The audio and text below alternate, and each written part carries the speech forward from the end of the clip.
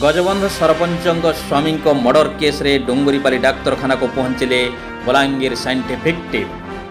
दर्शक बंधु, गतकाली राति गजबंध सरपंच स्वामी बा पूर्वतन सरपंच बल्लभ खेती निज घर को फेरुवा बेले पंडरापाली चार जन मिसी भुजाली रे मरणांतक आक्रमण करथिले। से रक्त जुड़बुड़ अवस्था पड़ता बेले खबर पाई परिवार लोके डुंगुरीपाली डाक्तरखाना को आनिथिले, किंतु सेठारे डाक्तर मृत घोषणा करथिले। वर्तमान मर शरीर डुंगुरीपाली डाक्तरखाना बेले रामपुर थाना अधिकारी पद्मासिनी मेहर उपस्थित अच्छा और बलांगीर साइंटिफिक टीम पहुंची समस्त अनुध्यान चलाई। डाक्तरखानार तदंत करी साइंटिफिक दल घटनास्थल को जाई अधिक तदंत करुछि। वर्षक भितर डुंगुरीपाली ब्लॉक रे दुई जन जनप्रतिनिधि को मरणांतक आक्रमण अंचल में आतंक खेलाई देछि। बल्लभ खेती आक्रमण घटना को डुंगुरीपाली सरपंच संघ घोर निंदा करिछि।